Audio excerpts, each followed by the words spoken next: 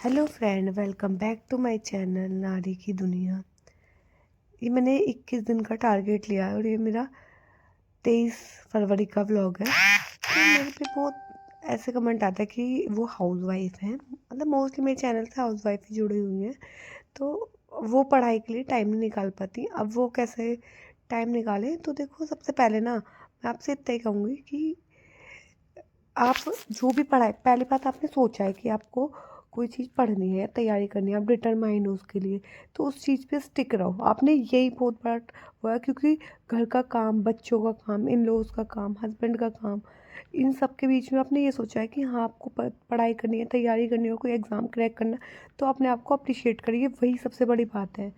अब आपने तैयारी करने के बारे में सोच के आया, सबसे बड़ा जो चैलेंज है हमारे पास आता है कि हम कैसे पढ़ें, क्या पढ़ें और एग्ज़ाम निकालें। तो सबसे पहले ना, आप जिस भी एग्ज़ाम की तैयारी करें, मोस्टली मैं बात कर रही हूँ, अगर आप टीचिंग के एग्ज़ाम की तैयारी कर रही हैं, अगर पीआरटी की तैयारी कर रहे हैं तो सिर्फ पीआरटी पे स्टिक रहो। टीजीटी पीजीटी की तैयारी कर रहे हैं तो उसी पे स्टिक रहो, क्योंकि सबका सिलेबस बिल्कुल डिफरेंट होता है।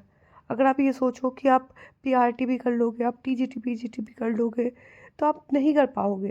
और इतने सारे, और आप खुद में ही कन्फ्यूज़ हो जाओगे। तो सबका सिलेबस, सबका सब कुछ, एक टारगेट ले लो। अगर आपने बीटीसी कर रखी है तो एक टारगेट ले लो कि हाँ, आपको पीआरटी देना है, बीएड देना कर रखी है तो बहुत सारे होता है कि बीएड कर रखी है, पीजी कर रखी है 2 सब्जेक्टों से, तो इस वाले से भी देना है, इस वाले से भी देना है। आप स्टिक रहो, आप दोनों में से किसी से भी तैयारी नहीं कर पाओगे। आप स्टिक रहो कि आपको पढ़ना किससे है।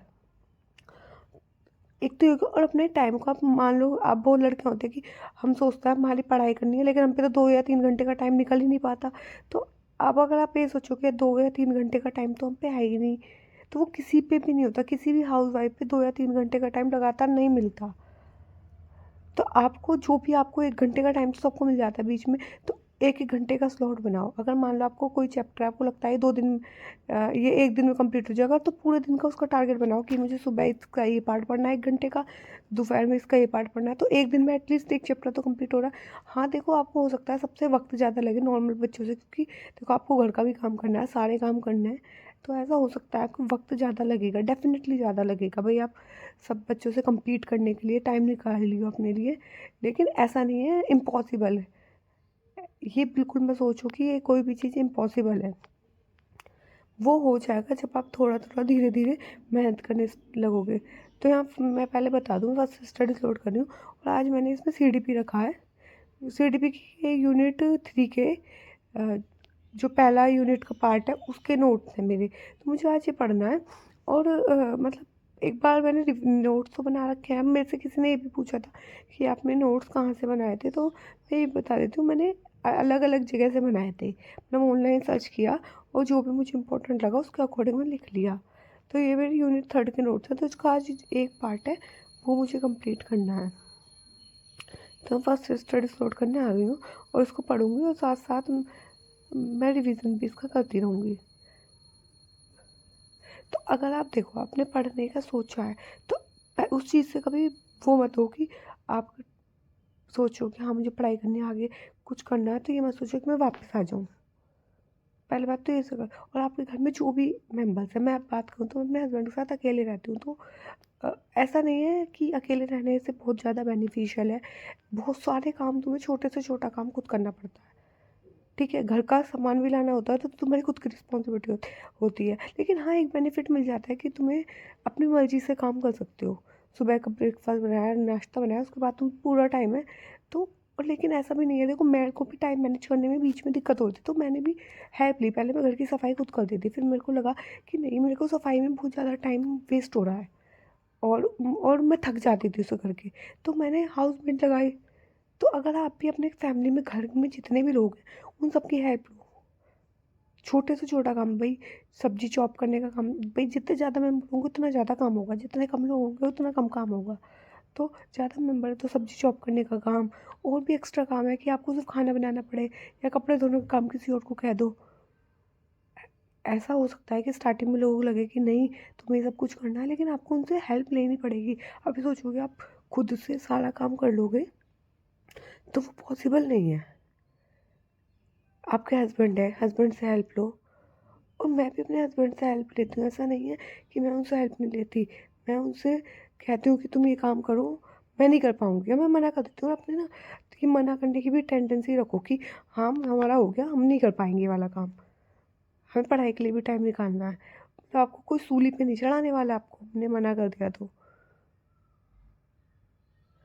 तो सबसे पहले मैं बता दूँ, मैंने फर्स्ट स्टडी स्लॉट कंप्लीट कर लिया और मैंने यूनिट 3 पढ़ ली थी। और एक मतलब देखो, मैंने 21 दिन का टारगेट लिया तो पहले से ही मैंने स्लॉट बना के रख रखे हैं। तो आप भी ना स्लॉट बना के रखो कि हर दिन क्या पढ़ना है। मेरे को पता है कि मुझे ये टारगेट कंप्लीट करना है, तो उस दिन का बना के रखना है। सबसे पहले ना, जैसे मान लो किसी ने अलार्म लगाया, सुबह 6 बजे का अलार्म लगाया, तो उसी टाइम डिसाइड कर लो कि हाँ, मुझे पढ़ना है। ऐसा नहीं है कि क्या होता है, हम अलार्म बंद करके सो जाता है, पूरे दिन गिल्ट में निकल जाता है हमारा।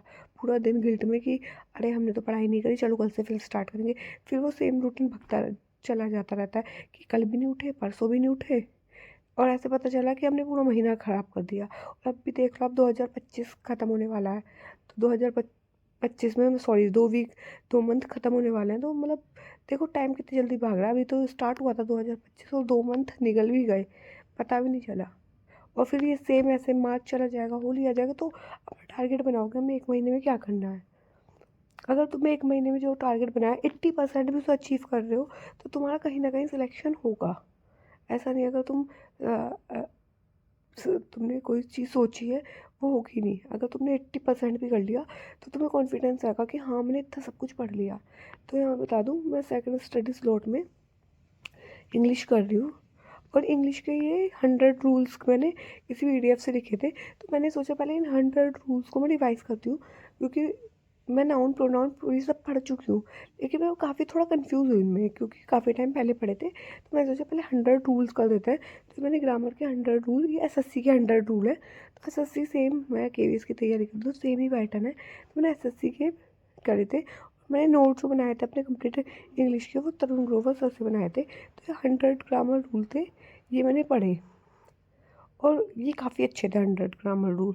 सारे पढ़ने के बाद, ये शाम का टाइम है, शाम को मैं वॉक पे आ जाती हूँ। तो मुझे लगता है कि हाँ, मैंने 2 टारगेट अचीव कर लिए, तो ठीक है, थोड़ा टाइम अपने लिए देते हैं हम, अपना घूमते हैं फिरते हैं। तो आप भी अपना टाइम ना स्लॉटों में बांटना स्टार्ट करो। और बी कॉन्फिडेंस की, सबसे पहले तो ये होना चाहिए कि हमें कॉन्फिडेंट रहना है कि कोई भी एग्ज़ाम हमसे हो जाएगा। हो सकता है आपको टाइम ज़्यादा लगे, कि आपको घर की रिस्पॉन्सिबिलिटी है, बहुत सारी रिस्पॉन्सिबिलिटी, ये नेचुरल है। हो सकता है आपको ज़्यादा टाइम नहीं मिल रहा, लेकिन अभी तो नोटिफिकेशन भी नहीं आया ना, अभी से पढ़ना स्टार्ट कर दो। नोटिफिकेशन का इंतज़ार थोड़ा करना है। फिर नोटिफिकेशन आएगा, आप हड़बड़ा जाओगे कि मुझे घर का काम भी करना है, मुझे ये भी करना है। तो डेली डेली 3-4 घंटे निकालते रहो। तो एक, जब आप डेली 3-4 घंटे निकालते रहोगे तो कॉन्फिडेंस बिल्ड होगा कि हाँ, मैंने डेली 3 से 4 घंटे की पढ़ाई कर ली। और जब वो कॉन्फिडेंस आ जाता है ना कि हाँ, हम 3 से 4 घंटे की डेली पढ़ाई कर रहे हैं और हमारे सब्जेक्ट होते दिखाई दे रहे हैं, तो हमें लगता है कि हाँ, एग्ज़ाम क्लियर हो जाएगा। तो इवनिंग में 1 घंटे के लिए वॉक पे आ जाती हूँ, उससे मेरा माइंड फ्रेश हो जाता है। ऐसा नहीं है कि मतलब, तो आप भी देखो, डेली छोटे छोटे टारगेट बनाओ, उनको अचीव करो। जैसे मैंने 21 दिन का बनाया कि मुझे ये कंप्लीट करना है, वो कॉपी पे लिख दिया, और जो जो कंप्लीट हो रहा है उसे मैं टिक कर लूँ। जैसे मैंने EVS कंप्लीट कर ली, न्यू NCERT से क्लास 3 की, उसे टिक कर दिया। अब इंग्लिश करनी है, तो इंग्लिश का मैं पहले मैंने सोचा है ग्रामर ही कंप्लीट करनी है, क्योंकि मैंने एक बार नोट बना रखा है, मुझे CTP कंप्लीट करनी है। तो मैंने यूनिट 3 उठाई है, क्योंकि 1 और 2 मैं एक बार पढ़ चुकी हूँ। तो 1 और 2 भी पढ़ूंगी, पर 3 मैंने पढ़ी है, उसकी यूनिट, ये वाली यूनिट मैंने कंप्लीट कर ली। और इसका कोई क्वेश्चन आएगा तो मैं उसे अटैम्प्ट कर लूँगी आराम से, क्योंकि वो मैंने अच्छे से पढ़ी है और मैं अपने नोट्स से पढ़ी है। और इसमें ना एक RPWD एक्ट था, तो RPWD एक्ट के 17 चैप्टर हैं। तो उनमें से भी मैंने 17 के नेम नहीं लिख रखे। आज मैंने नोटिस किया, मैंने उनके नेम नहीं लिख रखे, जैसे उनके सेक्शन सेक्शन लिख रखे हैं, तो मैं उनके नेम भी लिखूँगी आगे। और ये रात का भी है, हम मार्केट आ गए थे, हमें सब्ज़ी वगैरह लेनी थी। तो आज की वीडियो देखिए, होप आप समझोगे। अगर आपको वीडियो पसंद आई है तो वीडियो को लाइक करें, चैनल को